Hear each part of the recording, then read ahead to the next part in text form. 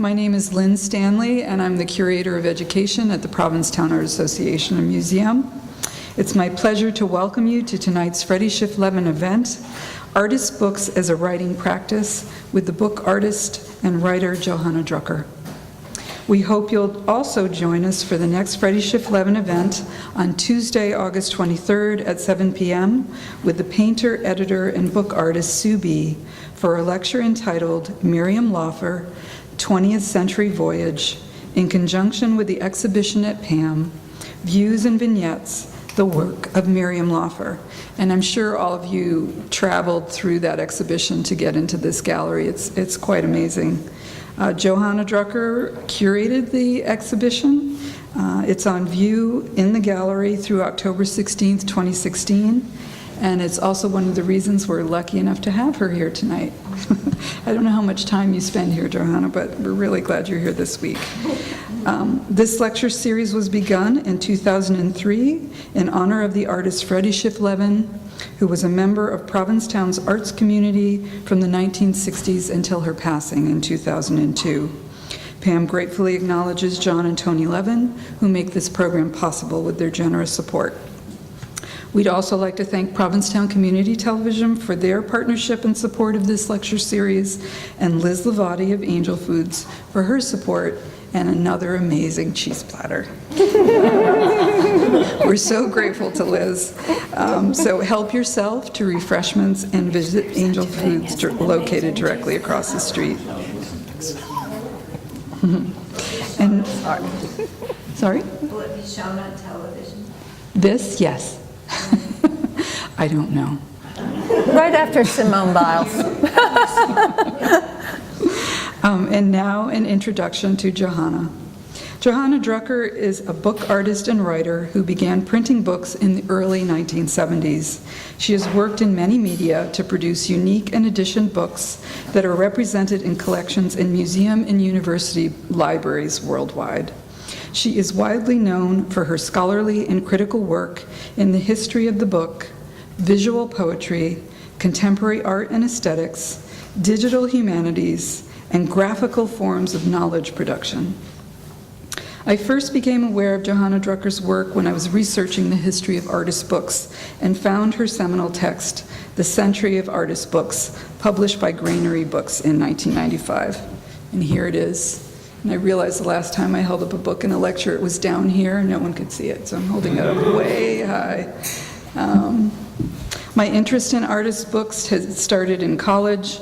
Along the way, I'd stumbled upon Tom Phillips' published edition of A Humument, an artist book described as a treated Victorian novel, or what might now be called an altered book.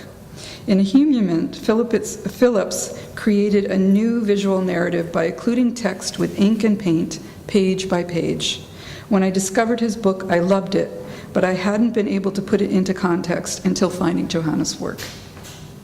The Century of Artist Books is a text that the reader can dip into at any point and come out refreshed by prose that illuminates and contextualizes a broad and varied art form. Over the subsequent decades, Johanna has published over 150 essays and articles and over 13 books. I wasn't quite sure. Yeah. Do you know? I had to count them. Her recent titles include Graphesis, published by Harvard University Press in 2014, and Diagrammatic Writing, published by Onomatopoeia, also in 2014. She has collaborated with Susan B. on several projects, including the recent Fabulous Feminae. And lucky for you, we have this on sale in the bookstore, so please check out the copies. And that was published by Litmus Press. I think I already said that. So Sue is here if you'd like to be introduced to her, or you can also hear her in her lecture on August 23rd. Very happy to have her. In short, Johanna Drucker is a brilliant scholar and artist, what in childhood we referred to as a real smarty pants. I feel fortunate to be here with all of you to see and learn more about her work and to gain a greater understanding of her process. Please help us welcome her.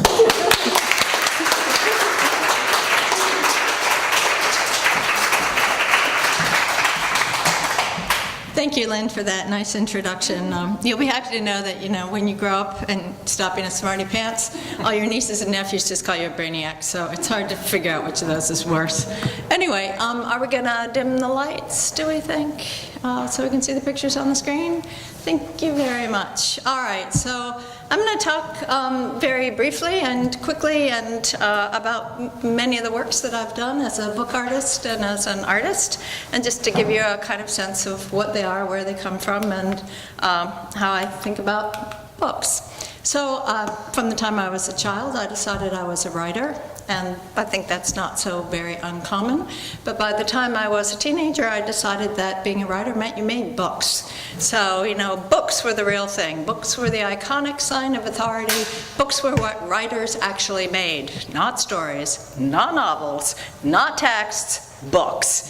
So when I got to college at the California College of Arts and Crafts, I was lucky enough to stumble into Betsy Davids, who had just decided to buy a letterpress for the college and to teach a class on creative writing and printmaking as a combined course.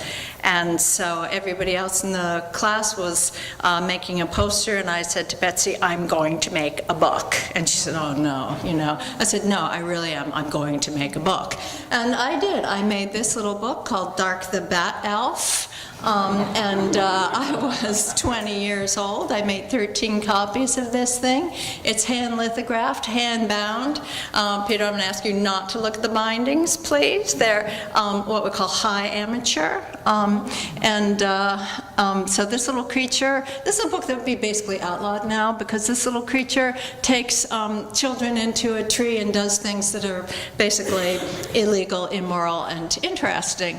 And so I did this as a stone lithography, all the images and hand-set type, and I printed it in November, and I took it home and gave it to my parents for Christmas. And there it is, Dark the Bat Elf, doff into a leaf. Our prince licked his leaden lips and spewed back to them the piecemeal cum of their misgivings.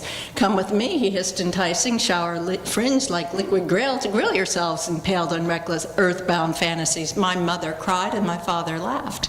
And this is what happens when you make books and have to come out to your parents as a writer. Anyway, so I was launched on my peculiar, I don't even know what world this comes from, what century. It's kind of like, Henry James meets, David Bowie in the world of Christina Rossetti, and they somehow produced Dark Spawn and Offspring. Anyway, I went on from there and made books for the next 40 years after that. That was 1972. And I became interested more and more in issues of format and structure, and again, the writing of books, which meant to me that every time I thought of a project, I should think about how it looked, how it worked on the page, how the text was actually structured into the formal and format composition. 1976 to 77, I did this book. I was then working at the West Coast Print Center, a facility established by the National Endowment for the Humanities to provide low-cost printing services for the literary community of the Bay Area. And it was an offset shop, but there was some letterpress type in it, which I acquired from John McBride for the cost of the weight of the lead. This is a little hard to see here, but it was a year-and-a-half project called From A to Z. It's a study of the literary scene in the Bay Area. It's an I'm partial bibliography of characters who were present. I was working as the staff typesetter at the West Coast Print Center, and so I typeset everything that came across the transom, and that included experimental poetry of what would come to be called the language group in the Bay Area, to poems being written by matrons in the Oakland Hills, describing the dew sparkling on the horn of the unicorn that had landed on their lawn that morning. This book was a book in which I took 48 drawers of type, lead type, individual letters, and I made a book that used every letter in all those drawers once and only once to make a book that made sense. And the book is, if you can read it, and Linda Ginian claims she's read every letter in this book. If you read it, it tells you who's sleeping with whom, who's rich, who's going to die of gout and piles, and who deserves to get a Nobel Prize, and so on and so forth. And so all the characters are lettered A to Z. Character A has a crush on character Z, so there's a whole story going on. But essentially, it's a kind of manic indulgence in juvenile fascination with paratext. So the paratextual apparatus, which is to say, the sidebars, the headers, the intratextual references. This is the table of contents in which you can see that each character is described here, A to Z, and it tells you a little bit about their profile, and then there's a story about A to Z's disastrous love affair. It was a disastrous love affair. I left when I finished this book and didn't go back to the Bay Area for 2 years, having deposited copies of this with all the poets I was parodying in this work. It's a kind of study of exercice de style. I'm using the typography to mimic voice, so depending on whether someone was a procedural poet or a lyric poet or a sentimental poet, their work was set in a particular typeface. And again, every part of the page is structured. You can't really see this, but there's a story on the header, a story in the footer. Each of these things describes the sort of meteorological weather report of the situation that's going on between A to Z. These are the marginal notes that are excerpts from letters, diaries, conversations among all the different characters, and then there's always a poem by every poet from A to Z. At the very end of the book, the final sorts, any of you who know anything about letterpress will know this is insane.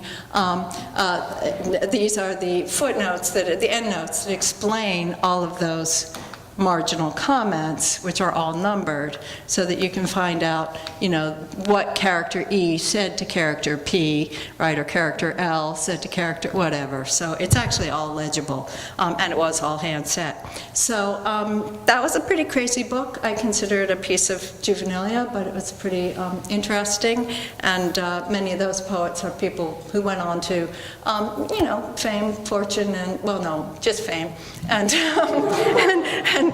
or other forms of bad behavior. So on it went. I kept on making books and playing with type and letterpress. I became really interested not only in format, but in the expressive capacities and structuring capacities of letterpress typography. This is a book done in 1986. You have to understand, in 1986, the desktop Mac was still only 2 or 3 years old. We acquired type in a press at the University of California at Berkeley, just as I was finishing my PhD there. And this is a book called Through Light in the Alphabet. And the structure of this book is there's a kind of fugue structure. It begins on the previous page just with this one line of Caslon. On the second page, a second size of the Caslon is introduced, and the letters always work within both compositional streams. So task was begun, which had to do with naming, or no map manages to. And so each element that gets introduced on every successive page is kept until the final page. So the hanging the hanging fragments, the letters that cross multiple lines and yet work within each line, so look, dark, weak, and so forth. As a justification exercise in terms of the actual making of the typographic forms, this is really a tricky business because it was all printed in one form, and every element stays until the end. This book and the book I'm about to show you just afterwards are kind of pendant pieces, Through Light in the Alphabet and the Word Made Flesh. Through Light in the Alphabet was made to sort of expand language, to show that its possibilities at any moment, any word, any line were fragmentary, that they kept kind of refracting and showing more possibilities for meaning. Oops. Actually, Word Made Flesh will come in a moment. Whereas Word Made Flesh was all about tripping over the materiality and using the materiality to keep you on the page. In between, I spent some time at the Bow and Arrow Press, the year 1988-89. So I was, by that time, fully addicted to letterpress typography. I'd been printing books for, 15, 16 years. I had the great good fortune to meet Jim Barondes and my now late and dearly beloved friend Gino Lee, who was the sort of, guardian denizen of the Bow and Arrow. I walked into the Bow and Arrow Press, which was in the basement of Adams' house at Harvard, and one of the first things I saw was this letter. And I just said, oh my God, I have to print a book with these letters. I mean, they were just so fantastically beautiful. I mean, to pick up a W, that's the size of a sort of individual pizza is pretty incredible. So this book is a very sentimental book in some ways, and yet it was also a very feminist book. I was interested in the contrast between history and memory. History as an official record of human experience, and memory as a personal engagement with lived experience. So the my is actually history and memory, and history of the my word world was meant to suggest that the learning of language was also a learning of history and of being. The prevailing feminist theory of the time, of the mid-'80s and late '80s, was that language was patriarchal, and that écriture féminine was a kind of counterpoint to this. But my relationship to language had really been formed in my very intimate relationship with my mother, and so for me, the notion of language as patriarchal didn't really work with the kind of sensual intimacy that I had been formed in terms of linguistic practice. And so I wrote this book as also an homage to my mother, who had died only a few years earlier. The book is filled with little puns and jokes and visual plays. This says in the beginning, and this is the face, not quite the facing page. And again, I had found this cut at the Bow and Arrow. Cut is a cliche, is a zinc image that's used over and over again. The term cliche is a printing term for an image that's used repeatedly. This image was the image of my mother, who had been a blonde, blue-eyed drum majorette from Downers Grove, Illinois. So I made the book as again, homage to her, using that image. The large black type is the history of the world in a kind of retold feminist mode. The red type that interrupts it is a critique of the notion of language as patriarchal. It's actually about my relationship to my mother. And then the captions on the images, you can't see this, but he has a baton, so she has a baton. There's, again, visual punning that goes on. And the little captions tell stories that are just jokes and fun, or some information about family life and family history. In that same period of time at the Bow and Arrow, I did this book, which was The Word Made Flesh, the pendant, as I said, to the Through Light in the Alphabet. If Through Light in the Alphabet was about using visuality and typography to augment linguistic possibilities and semantic value, then The Word Made Flesh was about collapsing semantic value to its kind of literal referent on the page, so that you couldn't read through the language to another statement. You had to just stay with it. The term Word Made Flesh is spelled out through the book in these large wood letters, also just gems of the bow and arrow. And then the text is really a kind of continual kind of reiteration of terms that have to do with the tongue and language and words and so forth. So there's no room for transcendence. It's a kind of, completely just literal rendering. And the little red letters in the background that look like the field are the counter text, which is the flesh-made word. I was also inspired by the Carmina Figurata, which are these religious texts that had been done by the 6th century Bishop of Fulda, Rabanus Maurus, in which a religious icon, is picked out in black against a red field, or in red against a black field, as a meditation, a religious meditation. So I used that structuring motif, as heretically as I could to make the word made flesh. There's word. There's someone present in this room who will recognize herself in this image. So this is my friend Marianne O'Loughlin, who kindly posed to be a simulant sometime around 1991. This is actually not a letterpress book, but an offset book. It was actually printed by Brad Freeman and published by Pyramid Atlantic. And this actually is the story, again, driven by my love of tabloid journals and women's magazines and other forms of popular literature. And it's called Simulant Portrait, and it was meant to be a ghost-written autobiography of the first simulant. And simulants were a new prototype cyborg. It had turned out that cyborgs actually weren't very good at having personal relationships because they had no history, and therefore they weren't neurotic. And so it seemed as though to really succeed at interrelations, you had to have like some kind of neurotic background in family life. And so I was hired as the ghostwriter to write the biography of this simulant.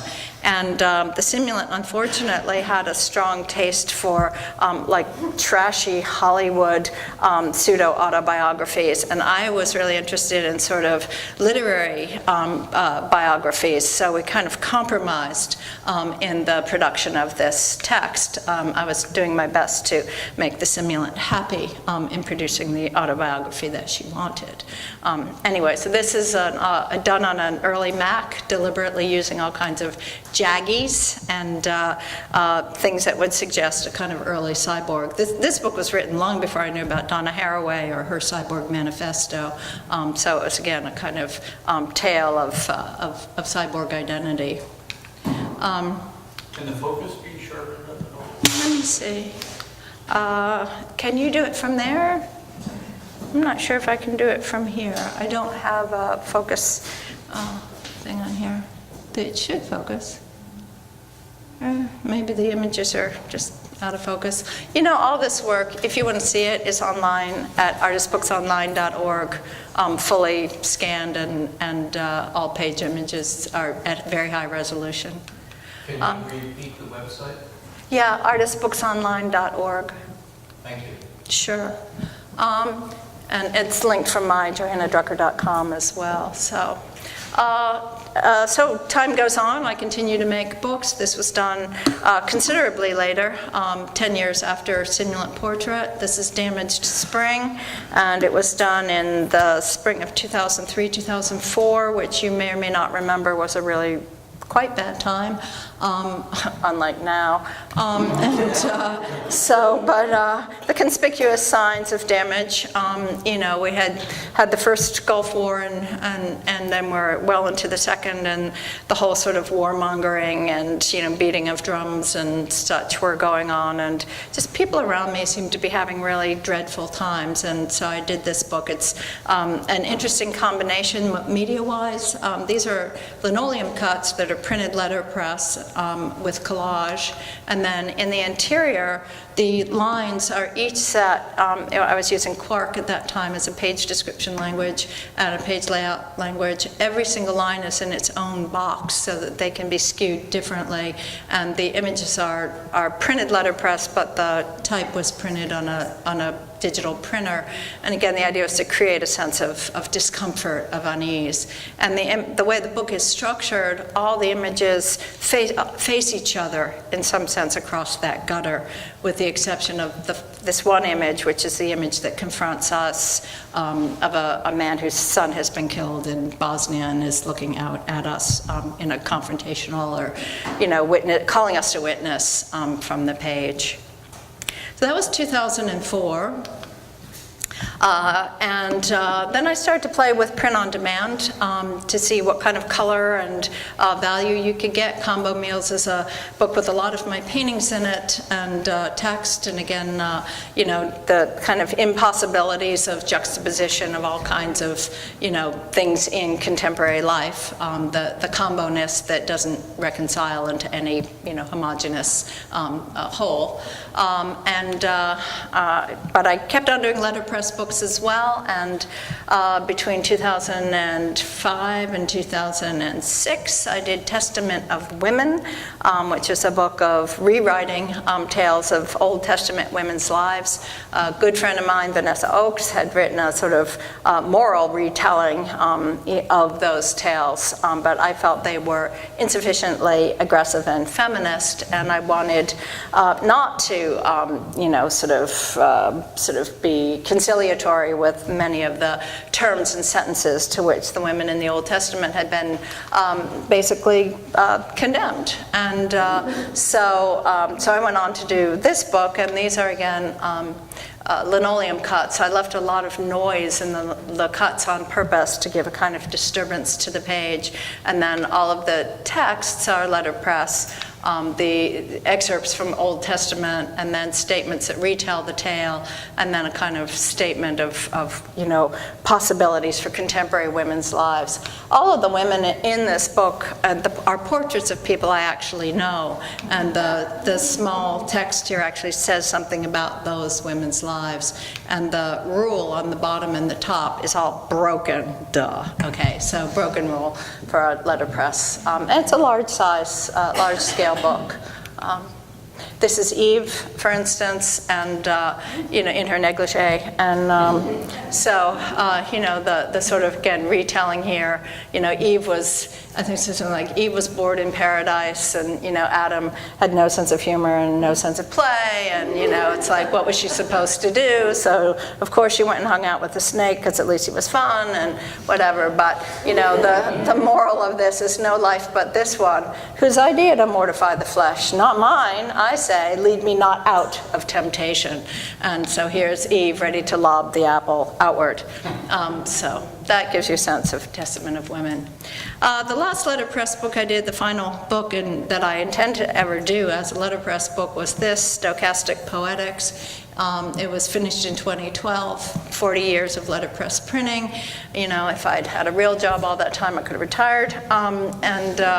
So you don't get a pension from letterpress. But anyway, Stochastic Poetics, this is all hand set again, and it's a quite complex theoretical text, which I won't go into in great detail, but the underlying question of the text, it's letterpress, overprinted, locked up forms, is really whether or not it sprang from an incident in Los Angeles, a reading I attended soon after I moved there in 2008, and it was a very LA type event in Hollywood. There was so much noise and so much going on, and 3 poets reading very intense work, but you could barely hear them because of all the noise. And it was like, if you can't hear poetry about the Holocaust and about sexual abuse and about racism because there's too much noise, then what is the identity of poetry within noise culture? And how does the figure of language come to be perceived as distinct, as an articulation of perception? So the question of stochastic processes, nonlinear processes, became the structuring principle for addressing that question in this work.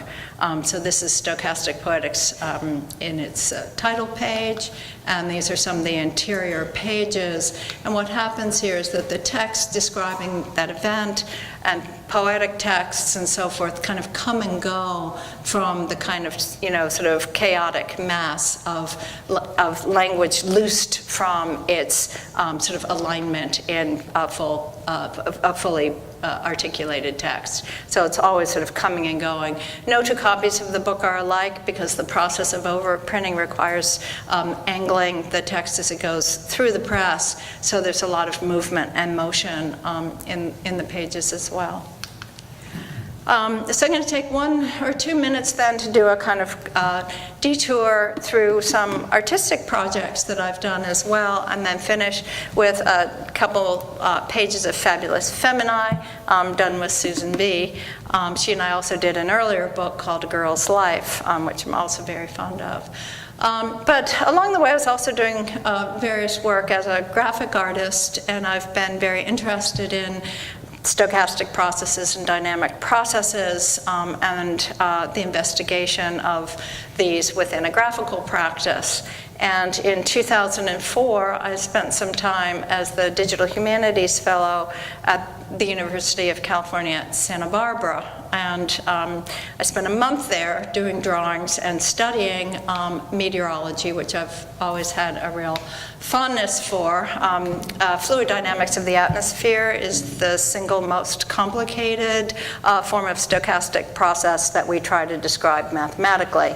So it's a really interesting intellectual problem and a theoretical problem, and we see it in the clouds, and they're pretty amazing, as Mimi knows. So what I did was I took the standard terms of meteorology, the conventional vocabulary of meteorology, and I mapped it onto a psychic experience. So the idea is could we make a set of metaphors out of the description of meteorology to talk about psychic states? So if, for instance, you got up in the morning and you sort of knew that there was a high pressure system of 3 meetings in a row coming up, and they were going to be met by another front that was like a meeting with your dean, and at the same time you were going to have a kind of upward vent of air from a family member who was going to call you in the middle of the morning, that you could predict what the psychic weather was going to be that day. And if there was an app for that, you might be able to sort of dial back on some of the things that were going to create essentially a catastrophe by the afternoon. So, and I did a whole set of drawings related to this project, and those drawings have their precedent in artwork that, again, I've done for 40-some years. And in these drawings, and again, I'm just going to show you a series of pairs. Again, they underpin the work done in subjective meteorology.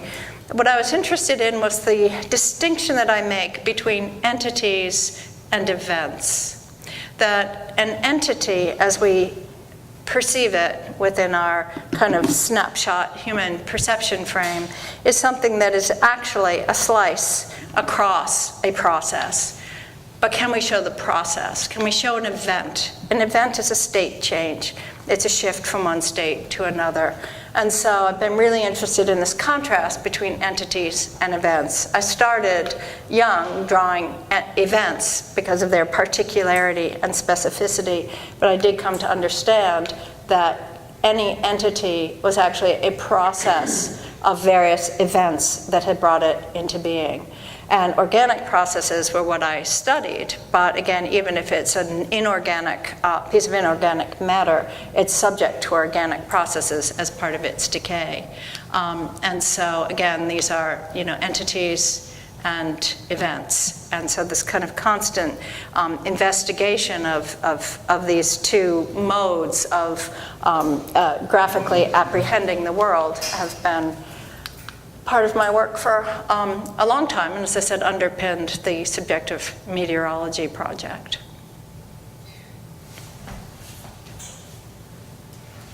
These are angry entities. What is the medium? These are pastel. These are watercolor on the right and oil on the left. Graphite. Graphite and watercolor are my favorite media, but pastel is great. These are both watercolor. And again, you can see the event structure here and the entity structure here. and event and entity. So singular. The one on the left was pastel just now. The one on the left is pastel, and the one on the right was gouache and graphite and watercolor. All right, I'm going to finish by saying a couple things about Fabulous Feminae, which is a book that Susan and I worked on for 5 years. It was a while, and we decided we wanted to do a book that was about fabulous women, famous fabulous women, and some not so famous fabulous women, though mostly everybody's pretty famous, except nobody knows who Boudica is, but now they do. And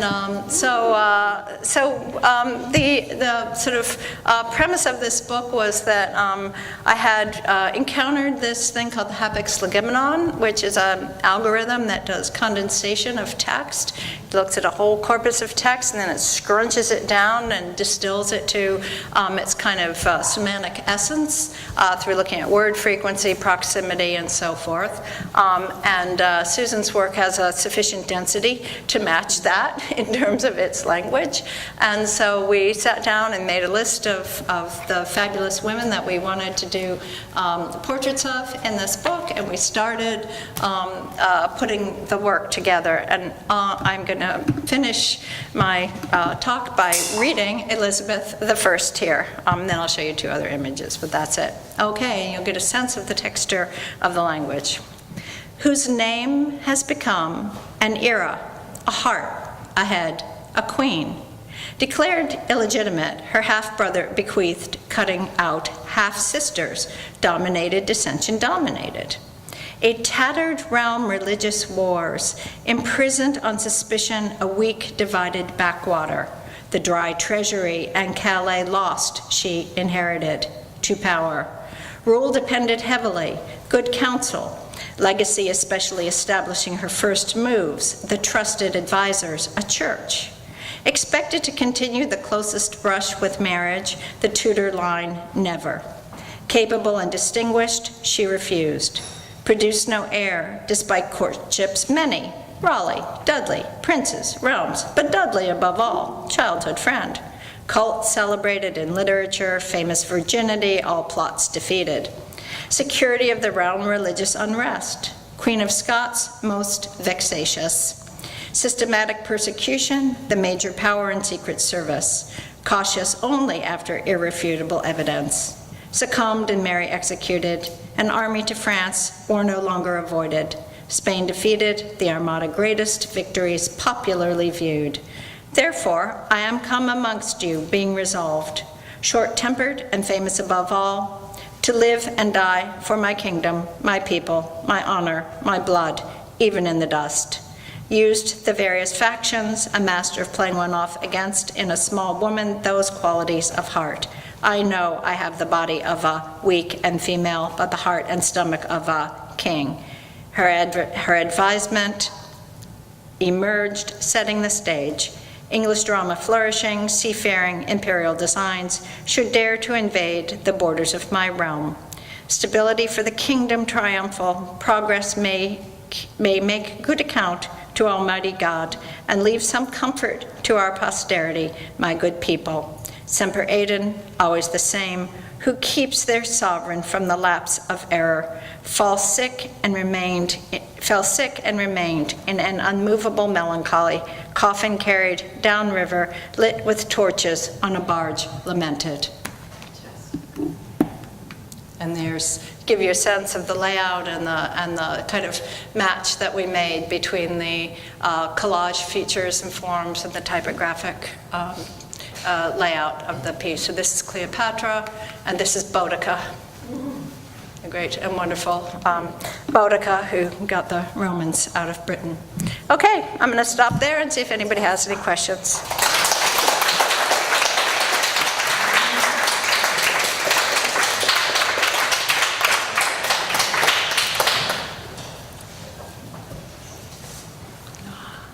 Yeah, So Mimi. you said you left letterpress behind after 40 years and now you're working computers only? No, I'm drawing and writing. Yeah, I want to draw, I want to write, I want to make things, exactly.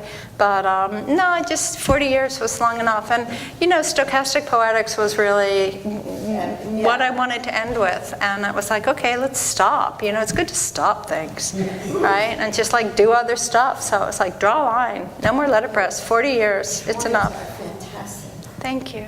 Yeah, I want to draw more. Yeah, got drawing to do. Exactly. So thank you, Mimi. It means a lot coming from you. So yeah, Happy to see you. thank you. So anyway, but yeah, I still want to make books, and I still write books. I don't write text, I write books. So sometimes I write text. Yeah, Peter. Just having seen artist books go through so many different incarnations and studying it, practicing it, any thoughts on what you think the future of it might be? I think books are not going to go away. I mean, I think, you know, there's just, first of all, they do something that nothing else does. You know, they're compact, they last, you know, they don't need batteries, and it's all the standard things that we say. You know, you can put a book on a shelf and pull it off. I mean, one of the great joys of my life was to be able to go into the stacks at UC Berkeley as a graduate student, and by serendipity and perception, find things that, you know, hadn't been checked out in 100 years. Wow. And I know, and it was just, you know, it just opened the world for me. And my sense, like a lot of the scholarship I do, for instance, in the history of writing and the alphabet or the history of books, is the dialogue across time, right? You just feel like I'm talking to Isaac Taylor, Edmund Fry, you know, Thomas Astle. I'm their like, you know, daughter in a sense, and it means a lot to me to think about that, you know, capacity for continuity across time. And you know, I don't think almost anything digital. I teach digital humanities. I work with data curation and informatics stuff. It's not going to last. I mean, it's ephemeral. It just takes one little comment, you know. Bit rot sets in immediately. I mean, people think, oh, if you digitize it, it's archival. Wrong. You know, nothing's less archival. You know, bit rot is immediate. No two copies of a digital file are the same. So, you know, I think books are, you know, complex. I think that our understanding of books has deepened since digital technology. Certainly in the scholarly world, the engagement with how a book works as a time-space object. It's temporal, it's spatial, it's symphonic.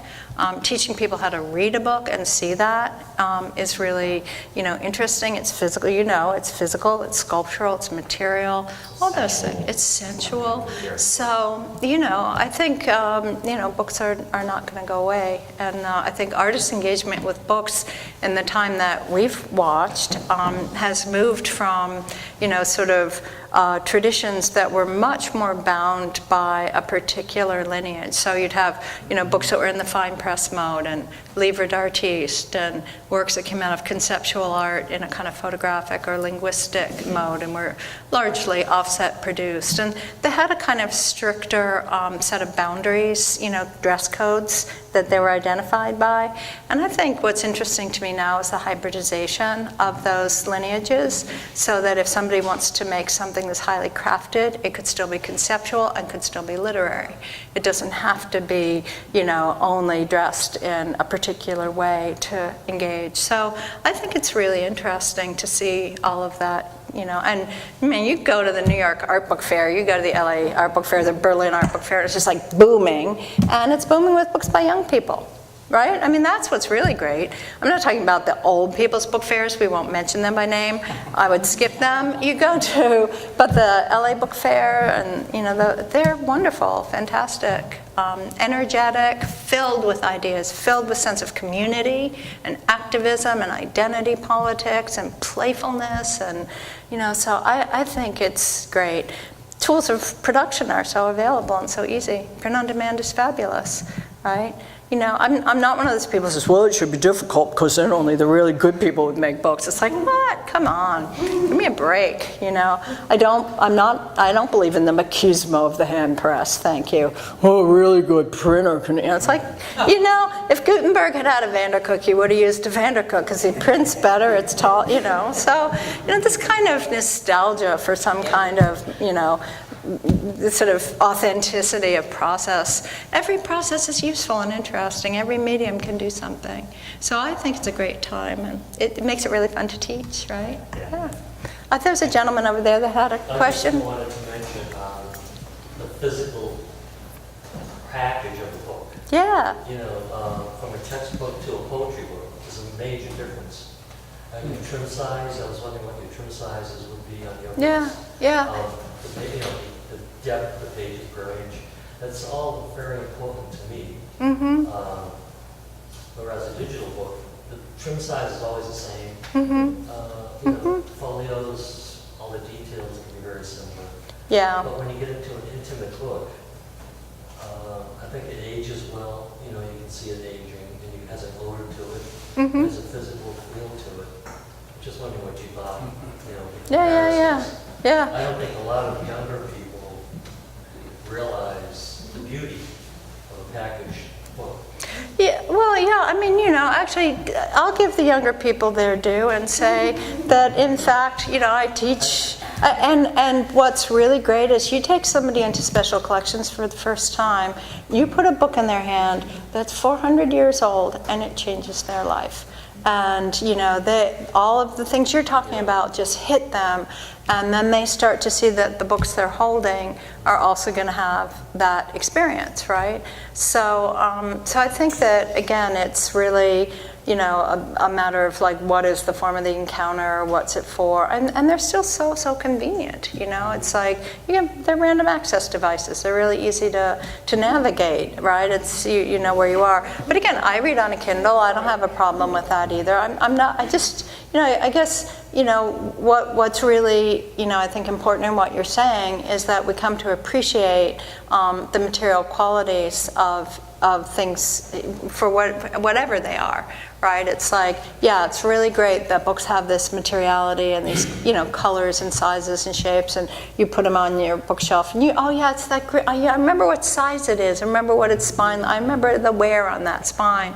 But you know, you can't search it, you know, with an ASCII stream, and then sometimes that's what you want, you know. But I do think, you know, if you want to like create an app that's going to be the aging app for digital files, so that every time you touch them, they get a little more worn, and they start to have an aura, and they get a little stinky, you know, and they register like the jelly that you had in your breakfast. I think you are gonna make a fortune, okay? So go for it, okay? The material ebook, right?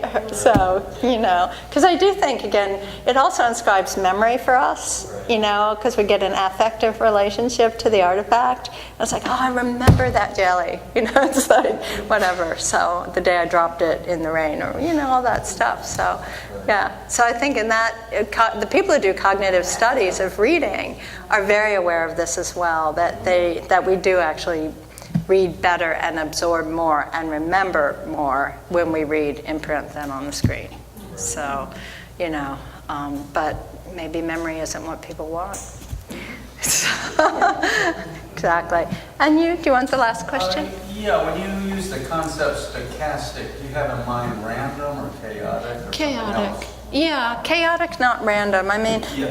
chaotic systems are nonlinear, right? And so the start conditions really, you know, you can't predict the linear progression from the start conditions, but the specificity of those conditions will contribute to how the process unfolds, as does everything along the way. So they're non-predictive. And so I think that, I mean, I hate to say things like this with Charles Bernstein in the room, but, you know, I think that poetics is actually a stochastic process within culture, that it's non-predictive and non-linear, and that the continual reformulation of what constitutes the identity of poetic work within the larger cultural sphere of language practices is non-predictable. I think it's really interesting. So you're linking stochastic to chaotic, not Yeah, random. right, yeah, exactly, yeah. So, yeah, Thank you. sure. Is there any last question? Yeah, Lynn. I've never heard the term bit rot. Oh, bit rot? Yeah, could you talk about it just a little Sure, I'd love to talk about bit rot. You know? What could be more fun? I can't floss for it, you know, that's the thing. So the term is used in data curation and in informatics, and it essentially describes the fact that as soon as something is inscribed in silicon as a memory trace, that it starts to deteriorate. And every time you read a file and produce it again, there's some mutation, there's some transformation, right? So this, basically all the cliches that people have about digital media are wrong. It's as they are about books. Like people think books are, this is a vehicle for text. It's like, really? Okay. It's not a vessel. I can't, I'll prove to you it's not a vessel, right? I'm going to pour the text out of here, right? Ain't gonna happen. So, proof finished. So the cliches people have about digital media, that it's archival, that every copy is exactly the same, these kinds of things, they're simply on a level of pure, physical properties, not true. And if a file sits, again, it's not immaterial. It's material, right? It's an inscribed trace on a piece of substrate. And so as soon as it's done, it's as unstable as any other material artifact, right? And in some cases, more unstable. So things get corrupted. They don't even have to come into contact with literature or art to get corrupted. It can just happen in the normal course of things. And they can get corrupted physically, obviously, by, water or chemicals or whatever. So yeah, it's a big issue in data archiving and in the archival world in general. And the solution that the archivists have come up with within the professional context is something they call LOCKS. And LOCKS is an acronym that stands for the phrase, lots of copies keep things safe. And so the idea is that multiple copies, because then you can, it's relatively easy to do a mathematical comparison of differences in files. So you can aggregate and see where the transformations have occurred. But yeah, so bit rot is a physical factor in any kind of digital environment. So. Yeah. So it's fine, Again, we don't need to keep all that stuff, and the half-life of memory is useful. So anyway, yeah. So that's the bit rot story. Anything else anybody wants to ask about? Yeah, or say, comment. Yeah, you really addressed the California. It seems to me aesthetic in terms of book arts. Mm-hmm. That's where you're coming from. I'm wondering if you have any heroes or influences. John Baldessari would be possible. Sure. How about on the East Coast? Well, I've lived actually a lot of places, and it's true. I feel an allegiance to California and its culture at this point in my life. But I grew up in Philadelphia, and I lived in Massachusetts and New Haven and New York, and so I've lived only about half my life in California. So I would say, in terms of actually how books work and function, there's some really peculiar people who have influenced me over the years. I mean, there's a wonderful character named Gillette Burgess, Mr. Peanut, who was part of the San Francisco bohemian scene, and he was a humorist by profession and wrote for a living. And with a number of his friends, Ernst Picciotto and Bruce, I won't remember his name off the top of my head, he did a wonderful little trapezoidal book in 1896 called the Petit Journal des Refusés. And it was presumably a pamphlet comprised of works that had all been written by women and all refused by at least 3 journals. And of course, these guys stayed up at night, and who knows what altered state they got themselves into, and they carved all these really wacky linoleum blocks and wrote these very, very funny parodies of Aubrey Beardsley. They were copying Aubrey Beardsley's work and Will Bradley's work, and it's a kind of sophomoric, juvenile, but extremely funny sort of aggregation of these different, sort of literary tropes of the time. And when I found that book, I was working in a very kind of menial secretarial role in the Oakland Museum. And I found it on the director's desk because I was giving him one of those little pink slips of phone messages, and my jaw dropped. And I just said, what is this thing? You know, it's amazing. So Burgess actually wrote novels, including this wonderful novel called Vivette. And Vivette is a kind of Nell Gwyn with panache and flair and self-determination and a flamboyant lifestyle. Very, very liberated woman. This is 1897 that he writes Vivette. And in Vivette, he uses the headers and the footers as a commentary on the tale that he's telling. So he was a book structurer, right, which is really interesting. So I've always loved Gillette Burgess, and I love the fact that it's 1896, which is also the year of the Kelmscott Chaucer, and also the year of Stephen Mallarmé's Un Coup de Day. Now, when I was first printing at the West Coast Print Center and doing things like the A to Z book, there was a literary scene and lots of learned people. I wasn't particularly learned at the time. I got an art school. You can just guess what kind of education that gives you. And but I did learn how to draw. And yeah, all I remember was that those Mannerist poets took chopped up body parts and kept them in their studios and drew them. That's the only thing I remember from art school. And so I was printing away in these funny typographic modes, and in came one of my colleagues, and he said, "Oh, that's just like Stephen Mallarmé." And I looked at him and I said, "Who is Stephen Mallarmé?" And he was appalled, and also because, you know, the whole sort of poet scene there, which was mainly guys, honestly, and the printers too, and they said, "Well, you need to know who you're working out of." And I was like, "I'm not working, I didn't know from working out of." I said, "You know, I'm just picking up the type, I see how it feels, I see how it looks, and I work with it." I was like, "Oh, you can't do this unless you know who you're working out of, and you know, and you know, who begat you, and you know, so forth." And so I went to look up who is Stephen Mallarmé, you know, and it's like, what does that mean? So I think, you know, but as you get, you know, as you acquire experience, and I did become an academic, and I do teach, you know, visual poetry and history of the book and so forth, certainly then the self-conscious engagement with influences and inspirations becomes more clear.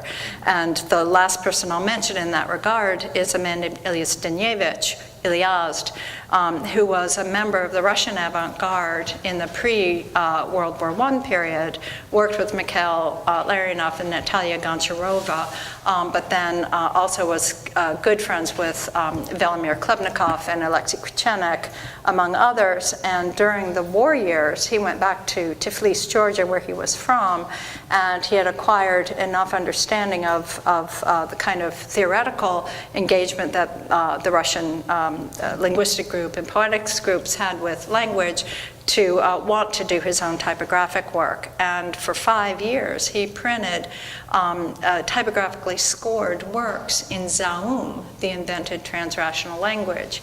And then he moved to Paris in 1923, and then ultimately created a whole series of livres d'artistes. But in the intermediate moment, 1948, he prints this incredible anthology called The Poetry of Unknown Words, Poésie des mots inconnus, which is the first anthology of experimental visual and verbal work. And it's a who's who of the early 20th century, because he knew everybody, Haussmann and Tauber Arp, and you know, Picasso, and you know, Miro. And so the thing is just a fantastic compendium. And his typographic work from that early period is something, I wrote a biography of his. It's never been published, and maybe someday I'll get back to it. But anyway, I studied his work quite extensively, and he was also a book structurer. And I'll just tell you one last thing, and that is one of the first books he ever printed, which is called La Maigre, which is from a 17th century writer who was a kind of satiric writer. It's a book about a skinny bones, a woman who's so skinny that no one wants to sleep with her because her elbows cut their flesh.